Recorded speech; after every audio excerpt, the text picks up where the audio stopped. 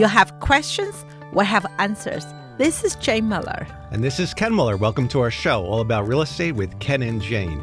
So this show, Jane, we're going to talk about showing options for residential homes and condominiums. And that's quite an important thing because when people, a lot of first-time people that list their home, they're confused about how the showing procedure works, what options they have. Do they have to be in the house? How is the house secured? How is it shown? Are you present? Is the list agent present? Who's going to be walking in my house? How am I going to be sure that my valuables are protected? I have pets. There's so many different things, and we thought it's beneficial to devote an entire show to discussing about the options available to the homeowners for setting up their showing. And I'm going to turn it over to you, as you are the showing queen. Showing queen. I thought you call me open house queen. Now I have a showing queen. Well, that's part of it too. But you're well versed in explaining, because you deal with the residential buyers, so you're well versed in during the listing presentations, and so it's best. I think with communication is always key. So it's best, and whatever you take for granted if you're an agent out there listening to the show. Whatever we assume or take for granted, most homeowners don't, because they don't go through this experience on a day-to-day basis. They might be 20 or 30 years since they last sold their house, and they have no idea what a Supra is or what a lockbox is or the different options available to them. So there's many different choices and many different ways they can be notified, and time intervals. So there's a lot of things to discuss. You are absolutely right, Ken. I have so many sellers have a lot of concerns. That's why we dedicate this show to explain in details. Hope that gonna help you if you're thinking about selling your home, or as a buyer, you will hear from the seller perspective how the concerns and how we're gonna address it. First of all, a lot of seller would ask, right? And who's going to come to my house and how it's done? Most of the cases, when the home went on the market, the buyer agent will schedule a showing. There's a few ways to schedule showing. Most of the cases in today, they can click on MLS. There's automatically a online app. They can schedule online, or they can call or text listing agent, which is some agent prefer. But the benefit is via online. There's 24 hours because every agent have a different time. But the company use showing time as doing so. Showing time, the automatic one, I think they come during the longer hour, the office hour, probably 8 a.m. to 8 p.m. You have a live agent to make a showing. They will check the buyer agent, make sure they have a license before they schedule. Once they schedule, they just send to the seller via a text or phone call or email. Is to the seller preference.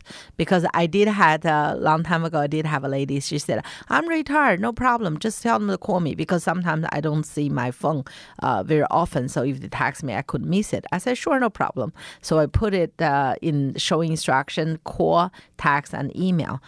And that was 3 years ago. That time they have crazy amount of people want to see. So within half an hour, she called me. She says, Jane, please, can you take me off the phone? The people keep calling me. I just like crazy calling me. So one of the key topics, or one of the first categories, I guess, if I want to break it into that way, is that you have to convey to the sellers their preferred method for being notified when there's a requested showing, which can be by phone, by text, by both, or by phone, text, and email. Yeah. Right. You can choose any combination. Right. And most of the people, especially if you're working, you don't want to be bothered by phone, most of the people chose text and email. The reason you check email is because when we calling and get a feedback, the feedback will be emailed to you.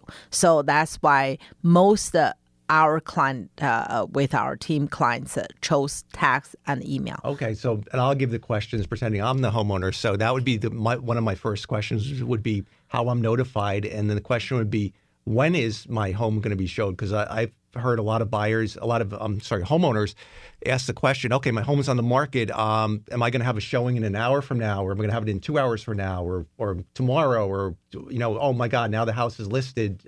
So the question, the second category would be the when. Yep. When is my home going to be shown? And yes. then you can explain to them all the different options Sure. for blocking time. Yep. Once again, that's a very good question, Ken. When the home can be shown, first of all, when the house first hit the market, we have no control when the first showing or subsequent showing come through. That's really driven by the buyer when they want to make appointment.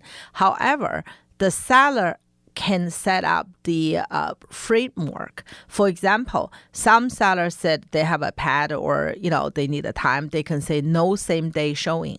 So what that means is if something can set up 24 hours notice, but with 24 hours notice, if I want to show tomorrow 3 o'clock, but now it's 8 p.m., my client just called me as a buyer agent, right? But I can't because 3 o'clock is not in 24 hours. So normally we understand that the occupant may need in the morning know what they should prepare the house or not, or make arrangement. So I would highly recommend the no same day showing would be slightly better than the 24 hours notice. Right. Or maybe to quantify it, put in a 12-hour notice because showings usually end by 8 p.m. Yes. or so. So if you put a 12-hour notice, that would take you to the next day. Yes. And showings normally would start at like no sooner than 9 a.m. for a residential, right? Yeah. Once again, that's really a seller's choice, because a lot of time, the reason we put a no same day showing, Ken, is because once the occupant leave in the morning,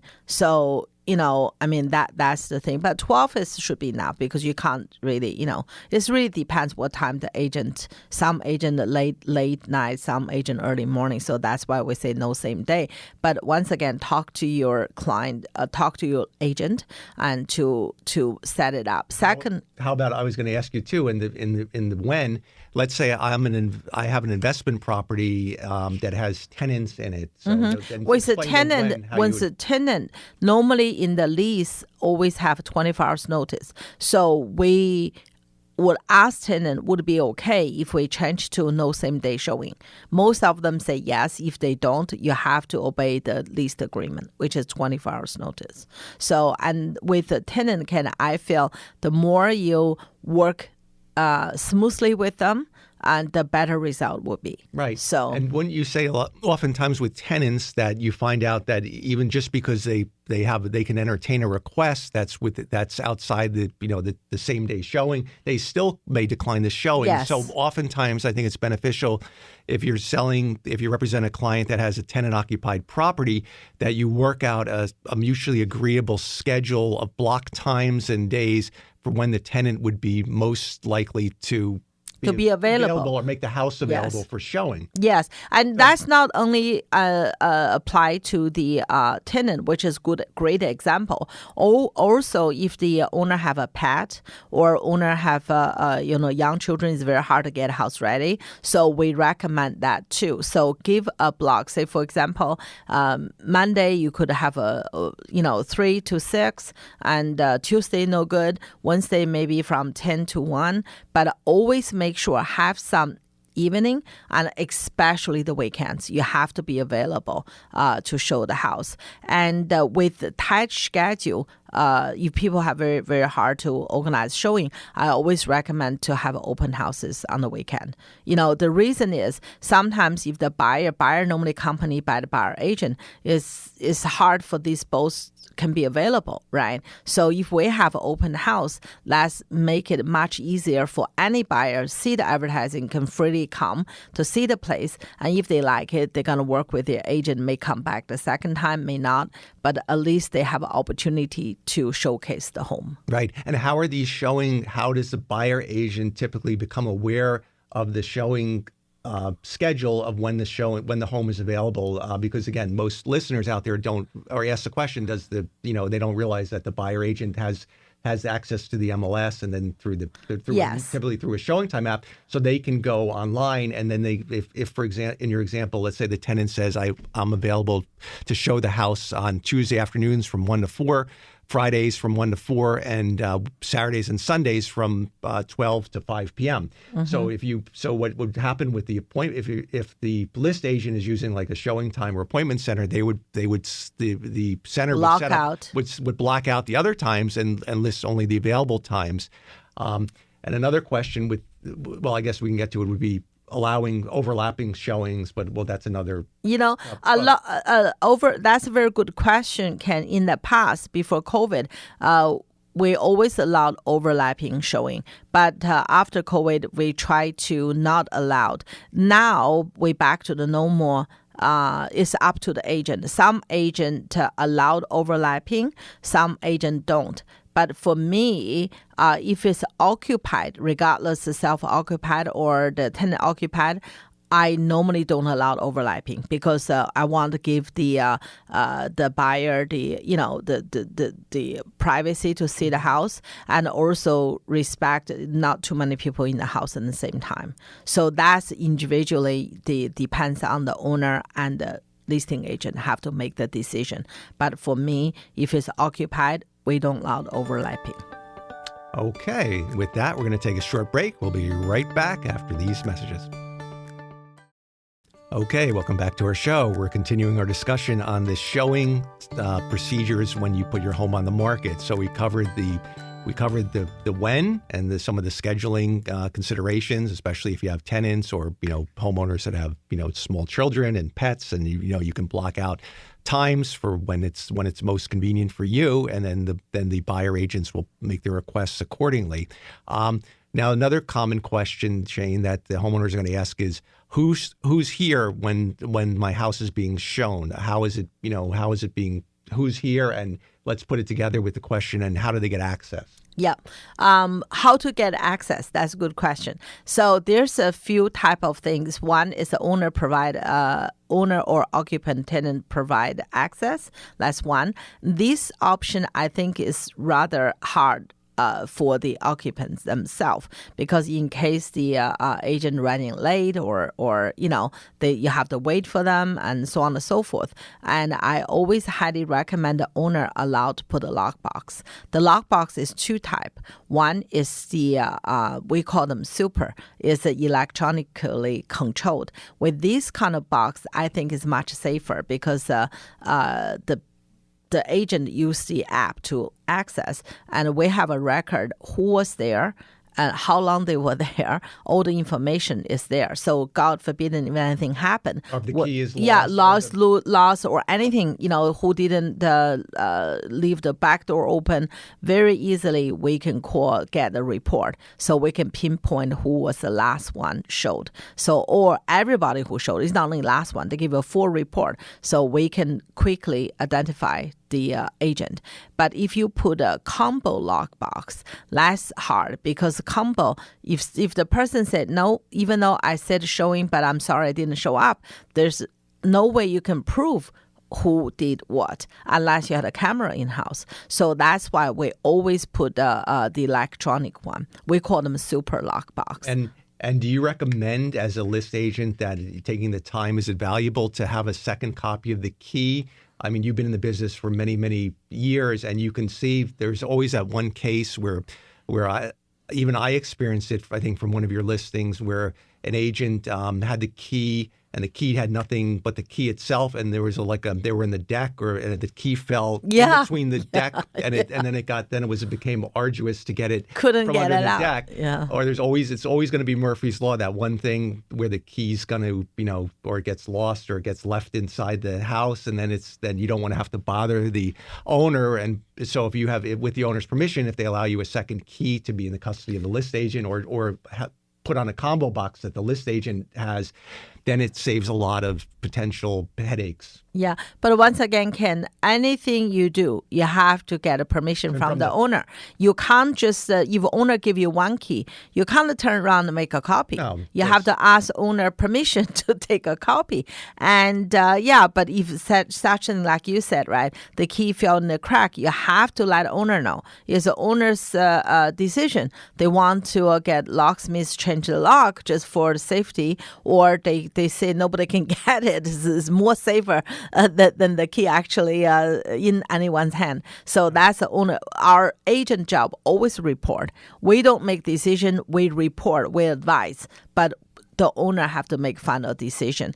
And now recently there's a other type of entrance, Ken. Which is the keypad, right? A keypad, right. Yeah, the keypad. Owner can set up, and I think with that, the owner can set up a temporary code from their keypad and give access, and then they can disable that code whenever they choose to. But that's a nice way to do it. And as long as the battery on the keypad is good, working, you should have any problems.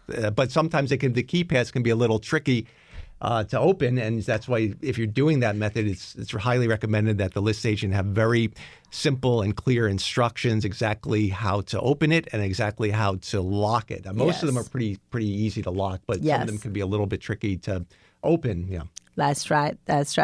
And then here's another question for you. So, okay, they're in the house. So if a homeowner says, okay, I've got a showing at 1:30 or between, well, actually, wait, we have more questions. If the showing window. And so the homeowner says, the showing window is from 1:30 to 2:30, which is typically, they may set up like a 30-minute window. So the homeowner sometimes will call and say, Jane, it's like 2:10. It's 10 after 2. They're still in the house. I thought the window is from 1:30 to 2 o'clock, so they should be done by 2. But explain to them in the real estate lingo, that doesn't mean they're done. Once again, the all good question, Ken. That's often, even though I explain to them during the listing, they sometimes, as you know it, we do it every day. But for them, if you give them a lot of information, you can't blame them later on, have more questions. So that's our job to explain. And if we used to allow 1 hour, now we shorten it to 30 minutes, right? But sometimes that 30 minutes or an hour is not for them to finish the showing. That's the window. Allow the buyer agent and the buyer get to the property. Think about it. A lot of time, right? If you're showing 3 houses, 5 houses in different township, okay, you have to get from A to B to C to D. And every buyer have a different, habit, whether they go faster, they open the door, they see yes or no. Some just want to open every closet, want to see, and then they want to take a time. So sometimes also the traffic, you could stuck in the traffic. So the time is really hard to be controlled. But most agents, they should call. If they're late, they should call either the listing agent, but better call the showing time. If you have your appointment done through the showing time, you better call the showing time to advise it, because otherwise, if you call like now, right? If any agent call us, we in the studio, so I want to be able to get the message after we leave here. So if you're running late, I wouldn't know. So best if you made your appointment through the agent, you call the agent. If you made an appointment through the showing time, you better call the showing time, because their agent in the showing time can contact owner, advise them the changes, right? And coming back to your question, that's the 30 minutes or an hour, whatever the allowed time frame is for them to get there. After they get there, and the showing can be longer. Can be anywhere from 5 minutes to a half an hour to an hour. Yeah. Right. And that's it all depends. There's nothing scientific about a showing. It depends how they like the house, how quick they go through it. Some people, and you can't necessarily, sometimes the people with cameras might say, oh, Jane, they're sitting.